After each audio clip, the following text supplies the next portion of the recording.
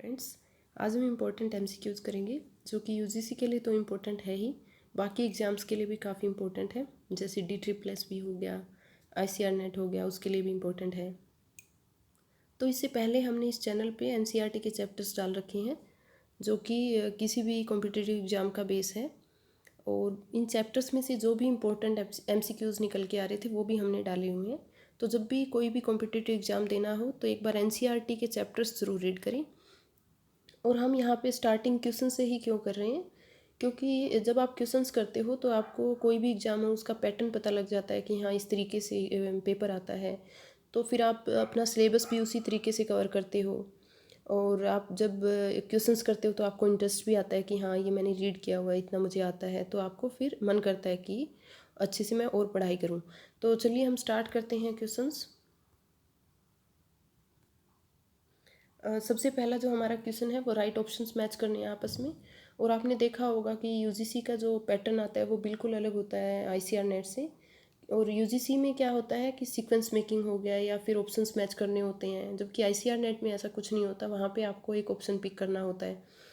तो ICR net के लिए आपको थोड़ा डीप जाना पड़ता है, सिलेबस अच्छे से और कवर करना पड़ता है। यूजीसी में ऐसा नहीं है, आपकी थोड़ी कम तैयारी हो तो भी चल जाती है, यानी थोड़ा सुपरफिशियल भी अगर आप रीड करते हो तो आपका नेट आसानी से हो सकता है। और हम जो यहाँ पे डिस्कस करेंगे क्वेश्चंस वो बहुत ज़्यादा इंपॉर्टेंट है और मैक्सिमम रिपीटिशन इन क्वेश्चंस की है, इसीलिए मैं यहाँ पे ये क्वेश्चंस आपके साथ डिस्कस कर रही हूँ। तो ये आपको अच्छे से लर्न करने हैं। फर्स्ट जो है वो हमें ऑप्शन जो है आपस में मैच करना है। तो फर्स्ट ऑप्शन की बात करें सी फूड, तो सी फूड में क्या होता है, सिलीनियम। हमें यहाँ का ही देखना है, इस पे फोकस रखना है, बाहर दिमाग नहीं लगाना कि सी फूड में तो आयोडीन भी बहुत होता है, तो इस तरीके से नहीं, क्योंकि सेम क्वेश्चंस रिपीट होते हैं तो हमें सिर्फ ये क्वेश्चन ही याद करना है। तो गार्लिक में क्या होता है, फ्लेवेनोइड्स। अगर हम बात करें ग्लूटाथायोन का तो ये किसके साथ जाएगा, एस्पैरेगस। ऐसे ही अल्फा लिपोइक एसिड स्पिनच के साथ। तो आपको बिल्कुल एग्जैक्ट क्वेश्चंस याद रखने हैं। नेक्स्ट भी हमारा राइट ऑप्शन मैच करने हैं। तो कुछ एक पैरासाइट्स हैं, तो ये इनका सोर्सेज ऑफ कंटामिनेशन का क्या है, कहाँ से आते हैं। तो जैसे टीनिया सोलियम की हम बात करें तो ये कहाँ से आता है, इन्फेस्टेड पोर्क में। और ये जो है जैसे इन्फेस्टेड पोर्क में टीनिया सोलियम है, इस तरीके के एक दो पैरासाइट और भी हैं, जैसे ट्रिक्नोलोसिस है डिजीज़, तो वो भी किसके कारण होती है, वो भी इन्फेस्टेड पोर्क के कारण होती है। तो इस टाइप से हमें याद रखना है, हर एग्जाम में लगभग ये रिपीट होता है, चाहे वो यूजीसी नेट हो, चाहे वो एसटेट हो, DSSS हो। फिर हम बात करें कि एस्कैरिसिस लुम्बेरिकोइड्स कहाँ से आता है, वो पीपल, फूड एंड वाटर से आता है। थ्रेडवर्म, जिसको हम पिन वर्म भी बोल देते हैं, और बच्चों में पेट के कीड़े हो जाते हैं तो वो थ्रेडवर्म ही होता है। उसका सोर्स क्या है, food infested with human faeces. Then clostridium botulinum, ये एक बैक्टीरिया है, ये कहाँ पाया जाता है, कैन फूड में, क्योंकि क्लोस्ट्रीडियम बोटुलिनम जो है वो एक स्पोर फॉर्मिंग बैक्टीरिया है, यानी हाई टेम्परेचर पे भी बैक्टीरिया तो किल हो जाता है लेकिन स्पोर्स जो हैं वो किल नहीं होते हैं, उसको फिर स्टरलाइजेशन की ज़रूरत पड़ती है। तो आपको सीधा सीधा कैन फूड के साथ रिलेट करना है जहाँ भी क्लोस्ट्रीडियम बोटुलिनम आ जाए। और ये एक न्यूरोटॉक्सिन रिलीज़ करता है जिससे बोटुलिज्म हम जिसे बोलते हैं। तो इस तरीके से आपको ये क्वेश्चन अटैम्प्ट करना है और याद करना है। थर्ड क्वेश्चन जो है वो है correct sequence of symptoms of liver diseases, तो ये भी काफ़ी इंपॉर्टेंट है, हर बार लगभग रिपीट होता है। ऐसे ही किडनी डिजीज़ का सीक्वेंस भी रिपीट होता है, और डायबिटीज़ का भी, तो वो भी हम नेक्स्ट सेशन में कवर करेंगे। तो इसमें अगर हम बात करें कि पहला सिम्टम कौन सा अपीयर होता है, तो वो क्या होता है, gastro intestinal disturbance such as nausea and vomiting. दूसरा सिम्टम क्या होगा, जोंडिस। तो उसके बाद जो है वो लीवर अफेक्ट होना स्टार्ट हो जाता है। तो उसके बाद एडिमा और एसाइड्स जैसा सिम्टम दिखाई देने लग जाते हैं, यानी पेरिटोनियल कैविटी में वाटर रिटेंशन हो जाता है, पेट जो है वो बढ़ा हुआ दिखाई देता है। देन हमारा फोर्थ जो होगा वो है इसोफेजियल वैसिस। इसमें क्या है कि उल्टियाँ होने लग जाती है, उल्टी में ब्लड आता है और स्टूल में भी ब्लड आना स्टार्ट हो जाता है। इसके बाद है हिपैटिक एन्सेफलोपैथी।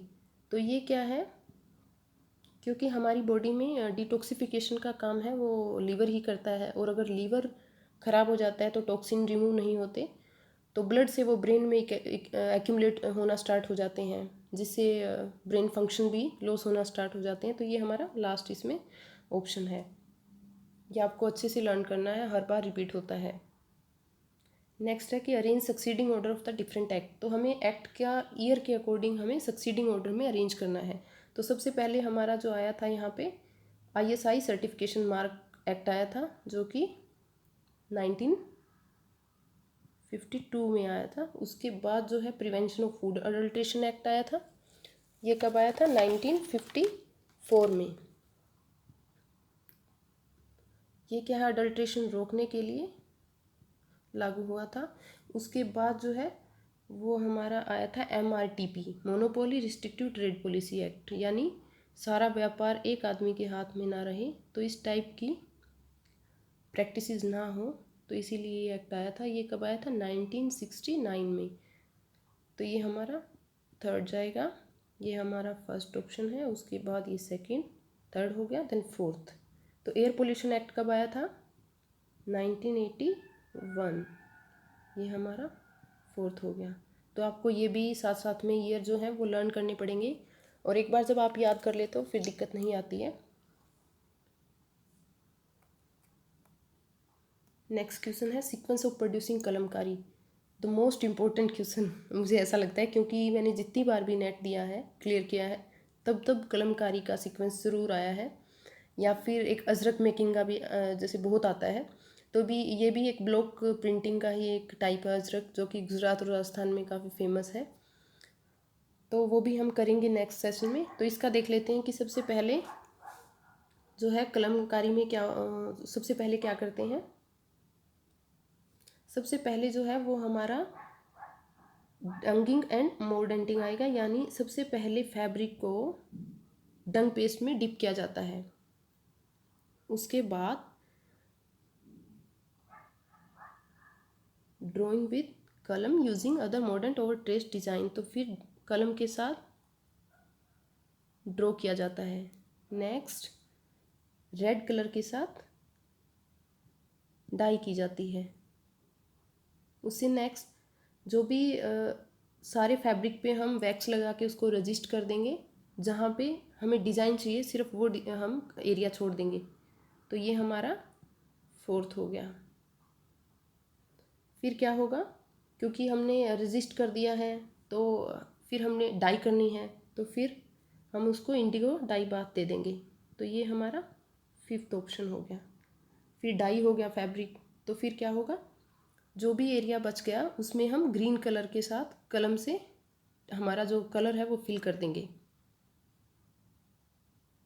तो ये हमारा लास्ट ऑप्शन हो गया। ये आपको बहुत अच्छे से लर्न करना है, याद रखना है, बिल्कुल नहीं भूलना, क्योंकि हर बार जो क्वेश्चन आता ही आता है तो वो तो आपको अच्छे से एटलीस्ट करना ही चाहिए। फिर ये यहाँ पे हमें कोई ऑप्शन मैच नहीं करना, कुछ नहीं करना। ये क्या है, ये recent environment friendly method in dyeing and printing है। तो ये चारों आपको अच्छे से याद करने हैं। कई बार ये होता है कि इनमें से दो पूछ लिया या एक पूछ लिया, तो आपको अच्छे से याद हो तो ऑप्शन ए ठीक है, या फिर बोथ ऑप्शन ए भी ठीक है। तो इस टाइप से आप पेपर जो है वो अटैम्प्ट कर सकते हैं। तो यहाँ पे डिजिटल प्रिंटिंग है, वो क्या है, पहले जो है स्क्रीन प्रिंटिंग होता था, अब डिजिटल प्रिंटिंग होने लग गया है। तो इसमें क्या है, एक तो केमिकल जो है वो बहुत कम यूज़ होता है, दूसरा डाई है वो भी बिल्कुल कम यूज़ होती है, तो वेस्टेज नहीं होता। तो एक तो ये हमारा इको फ्रेंडली हो गया। दूसरा है वाटरलेस डाइंग, तो इसमें भी आपका ज़ीरो वेस्टेज होता है, और इसमें pressurise liquid carbon dioxide use होती है, सिंगल ड्रॉप भी वाटर का जो है वो यूज़ नहीं होता। तो ये टाइम भी बहुत कम लेती है डाइंग प्रोसेस। और दूसरा ये है कि इसमें जो CO2 यूज़ होती है वो 95% हम उसको रीयूज़ कर सकते हैं। तो इसीलिए ये वेस्ट जो है बहुत कम इसमें हो पाता है। थर्ड है फ्लैट बेड स्क्रीन प्रिंटिंग। तो ये क्या है, ये एक ऑटोमेटिक स्क्रीन प्रिंटिंग है। पहले हाथ से स्क्रीन प्रिंटिंग होती थी, तो अब ये कम टाइम में जो है प्रिंटिंग ज़्यादा हो जाती है। फिर है प्लाज्मा प्रिंटिंग। तो इसमें क्या होता है कि प्लाज्मा जो गैस है उसमें इक्वल पॉजिटिव और नेगेटिव डाइंग पार्टिकल होते हैं, और प्लाज्मा से जो है वो एंटी पीलिंग ट्रीटमेंट भी दिया जाता है। जो फिनिश दी जाती है वूल में, उससे पीलिंग फिर नहीं होती, और ये भी एक इको फ्रेंडली डाइंग मेथड है। तो ये भी आपको चारों याद रखनी है कि इको फ्रेंडली कौन कौन से मेथड है। फिर हमारा bid buying steps in institution for management. तो अगर हम बिट बाइंग करते हैं तो उसका हमें जो है सीक्वेंस याद रखने हैं, क्योंकि एग्ज़ाम में इनको आगे पीछे करके आपसे पूछे जाते हैं। यहाँ पे हम सीक्वेंस वाइज आपको बता रहे हैं।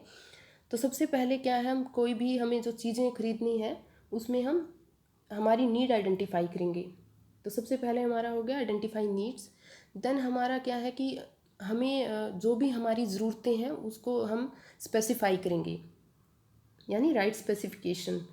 फिर हमारा होगा कि डेवलप परचेज ऑर्डर, जो भी परचेज निकालना है, जो भी हमें खरीदना है उसको हम उसका एक ऑर्डर डेवलप करेंगे। Then issue bid request and evaluate bid. फिर हम क्या करेंगे, हम रिक्वेस्ट लेंगे और मूल्यांकन करेंगे। और फिर मूल्यांकन करने के बाद हमें ये लगा कि हाँ ये सस्ता भी है और ये क्वालिटी वाइज भी बहुत अच्छा है, तो फिर हम क्या करेंगे, कॉन्ट्रैक्टर को अपना ऑर्डर दे देंगे कि हाँ हमें इतना चाहिए। तो हम अवार्ड कॉन्ट्रैक्ट हमारा लास्ट ऑप्शन होगा इसमें। तो ये आपको ये सीक्वेंस वाइज है, ये आपको ऐसे ही याद रखना है जैसे एग्जाम में आपको घुमा फिरा के देंगे, आगे पीछे ऑप्शन होंगे, तो वहाँ पे क्या है कंफ्यूज नहीं होना, अच्छे से याद करके जाएंगे तो कन्फ्यूज़न बिल्कुल नहीं होगा और अच्छे से आपको सीक्वेंस बनाना है। फिर हमारा वही क्वेश्चन आ गया कि आपको डिफरेंट जो एक्ट है वो सक्सेशन में लिखना है, यानी पहले कौन सा है उसके बाद कौन सा है ये आपको। तो सबसे पहले अगर हम यहाँ पे बात करें तो फैक्ट्रीज एक्ट आया था 1948 में, तो ये हमारा फर्स्ट ऑप्शन हो गया। फिर हमारा आया था द प्लांटेशन एक्ट 1951 में, तो ये क्या हो गया, ये आया था 1948 में। ये आपको लिखना भी है साथ में ताकि आगे अगर और क्वेश्चन रिपीट होते हैं तो आपको याद रहे। थर्ड हमारा था bonded labour system abolition act. और fourth the child labour prohibition and regulation act. तो अगर हम बात करें कि ये एक्ट क्यों आए थे, तो जो फैक्ट्रीज एक्ट था वो ऑक्यूपेशनल जो हेल्थ और सेफ्टी है उसके लिए आया था। और जो प्लांटेशन एक्ट था वो जितने भी वर्कर्स हैं, जैसे कोई टी बागान है, जैसे रबर कॉफ़ी प्लांट्स में जो वर्कर्स काम करते हैं, तो उनको वेजेस के अलावा water facility, housing facility, education facility भी देनी चाहिए। तो इस टाइप का ये एक्ट प्लांटेशन एक्ट में ये सब कवर हुआ था। इसके बाद आया था the bonded labour system abolition act. इसमें ये था बंधुआ प्रथा ख़त्म हुई थी इस एक्ट के अकॉर्डिंग। और देन चाइल्ड लेबर में 14 साल से जो 14 ईयर्स से कम के बच्चे हैं उनसे मजदूरी आप नहीं करवा सकते। और माइंस, बीड़ी मेकिंग, इनमें तो बिल्कुल नहीं आप कोई भी लेबर का काम उनसे करवा सकते हैं। तो ये इसके अकॉर्डिंग, एक्ट के अकॉर्डिंग ये था। फिर हमारा ये भी बहुत ज़्यादा इम्पोर्टेंट क्वेश्चन है, ये एस्टेट में भी आता है और यूजीसी नेट में भी बहुत बार आता है, इवन DSSS में आया था। तो during fever with every 1 degree Fahrenheit increases in body temperature the BMR changes. तो हमारा राइट ऑप्शन क्या होगा यहाँ पे, 7% इंक्रीजेज। तो कंफ्यूज करने के लिए 7% डिक्रीज़ दिया हुआ है, 5% इंक्रीज़ दिया हुआ, 5% डिक्रीज़ दिया हुआ है। दूसरा ये है कि वो आपसे इस तरीके से पूछ सकते हैं कि अगर सेल्सियस में बढ़े तो कितना BMR इंक्रीज होगा, ये भी पूछा जाता है। तो उसमें वहाँ पे आपको लिखना है 13%, और अगर फ़ारेनहाइट में है तो 7%। नेक्स्ट हमारा जो क्वेश्चन है वो RDA से रिलेटेड है, और ये सबको पता है कि RDA का एक क्वेश्चन जो है वो ज़रूर आता है, चाहे वो ICR नेट हो, UGC नेट हो, एस्टेट हो, CTET हो, DSSS हो। और पहले क्या था कि नेट के एग्ज़ाम में 2 पेपर होते थे, पेपर सेकंड और थर्ड, तब 2 क्वेश्चन RDA के आते थे, अब एक आता है। तो आपको RDA की टेबल एटलीस्ट बिल्कुल रखनी चाहिए। ICMR 2010 की जो टेबल है वो आपको अच्छे से लर्न कर लेनी चाहिए, क्योंकि जब आपको पता है कि क्वेश्चन आना ही आना है तो लर्न करना चाहिए। तो यहाँ पे RDA of iron for 15 year old girl is option b 27 milligram per day.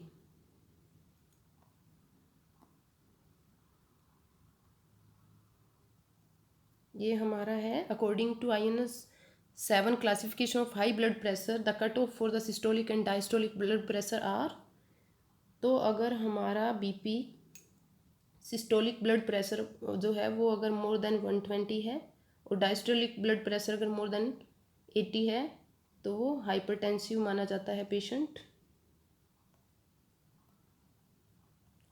फिर देखिए, फिर RDA का आया है, तो आपको RDA बिल्कुल, ये इसीलिए मैं दोबारा मैंने डाला है क्योंकि आपको RDA याद करना है। और ये बहुत इंपॉर्टेंट है, जब आना ही आना है तो पहले भी ये बात डिस्कस हो गई कि आपको लर्न कर लेना चाहिए। तो यहाँ पे क्या है, RDF thiamine according to ICMR 10 for moderately active man, तो कितना होगा 1.4 मिलीग्राम। और अगर हम बात करें कि सीडेंट्री वर्कर का कितना होगा तो वो 1.2 है, और हैवी वर्कर का 1.7 मिलीग्राम पर डे है।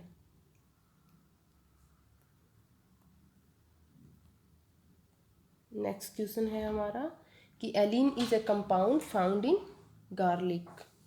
तो एलिन क्या है, एलिन जो है वो एक इनएक्टिव फॉर्म है, और एलिसिन जो है वो एक एक्टिव फॉर्म है जो कि क्रश करने के बाद एक्टिव होता है। जैसे वो खुशबू आती है हम जब भी गार्लिक को क्रश करते हैं तो वो एलिसिन के कारण आती है।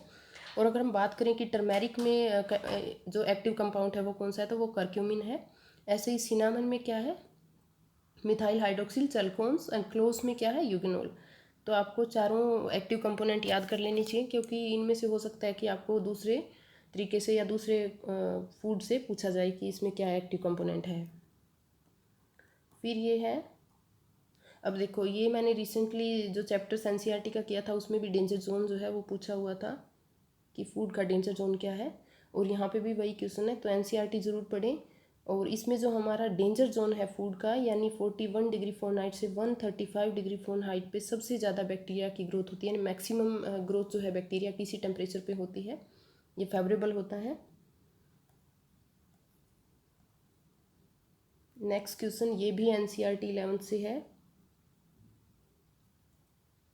कि which of the following is the theory of clothing. तो क्लोथिंग की थ्योरी यहाँ पे क्या होगी, ऑप्शन डी, मोडेसिटी। और इसके अलावा कौन कौन सी थ्योरी है, जैसे थ्योरी ऑफ प्रोटेक्शन हो गई, थ्योरी ऑफ अडोनमेंट हो गई, तो ये जैसे अदर थ्योरीज हैं, ये भी आप याद कर लेना। यहाँ पे वाई आएगा, मोडेसिटी है, मोडेस्ट नहीं है, ये मिस्टेक है। Then denier is the weight in grams of 9000 metres of yarn, यानी डेनियर क्या होता है, weight in grams of 9000 metre yarn. तो यहाँ पे हमारा राइट ऑप्शन ये होता है। इसके बाद हम डिस्कस करेंगे कि 560 क्या है, 860 मीटर ऑफ यार्न क्या है, ये भी हम डिस्कस करेंगे। ये भी आपको लर्न करना है, जो कि हर मैचिंग में आते ही आते हैं ये डेनियर और ये सब। तो हम ये नेक्स्ट सेशन में कंप्लीट करेंगे। नेक्स्ट क्वेश्चन हमारा जो है वो है कि which of the following is concern with the function of management. तो यहाँ पे राइट आंसर क्या होगा, हेनरी फ्योल। इसके अलावा हेनरी फ्योल ने क्या दिया हुआ है, जो प्रिंसिपल है मैनेजमेंट के वो दिए हुए हैं, जैसे डेलीगेशन ऑफ वर्क है, यूनिटी है, तो ये सब किसने दिया है, हेनरी फ्योल ने। और बात करें अगर टेलर की, तो father of scientific management Taylor को माना जाता है। और गिलबर्ट ने क्या दिया हुआ है, थर्बलिंग, यानी जो 18 काइंड ऑफ मोशंस हैं तो वो गिलबर्ट यानी थर्बलिंग में आता है। ये भी NCERT से क्वेश्चन है। देखो अब UGC नेट में अगर इतने क्वेश्चन हैं तो सोचो DSSS में कितने होंगे, STET CTET में कितने होंगे। तो इसीलिए जो चैप्टर्स हैं उनको भी अच्छे से रीड करें, और अपने कमेंट्स में ज़रूर बताएं कि आपको और किस टाइप का प्रिपरेशन चाहिए, किस टाइप का मैटर चाहिए। तो वीडियो को लाइक, सब्सक्राइब और कमेंट भी करें।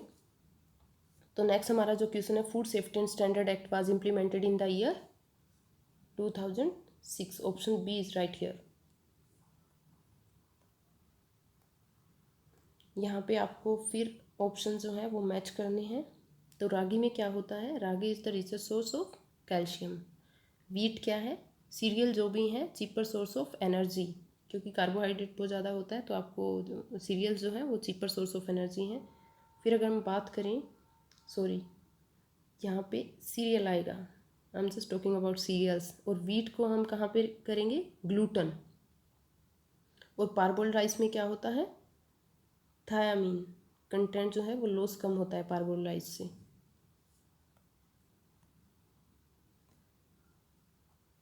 तो यहाँ पे जो है वो following is the not a method of dietary survey. तो हमारा राइट ऑप्शन क्या होगा, बॉडी मास इंडेक्स जो है वो डाइटरी सर्वे का मेथड नहीं है। बाकी जो सारे डाइटरी सर्वे में ये मेथड अप्लाई किए जाते हैं, जैसे फूड फ्रीक्वेंसी क्वेश्चनियर है, इसमें आपको क्वेश्चनियर फिल करना होता है कि फूड की फ्रीक्वेंसी क्या है। 24 आवर रिकॉल में ये बताना होता है कि आपने पिछले 24 आवर में क्या खाया है। फूड वेटमेंट मेथड में ये है कि raw as well as cooked food को आपका वेट करके आपको बताना है। तो ये सब क्या है, ये डाइटरी सर्वे के मेथड्स हैं। तो ये हमारे 20 क्वेश्चंस हैं, ये कंप्लीट हो गए हैं। और ये UGC net, DSSS, ICAR net सबके पॉइंट ऑफ व्यू से बहुत इंपॉर्टेंट है, आपको अच्छे से टिप्स पे करने हैं। Thank you for watching the video.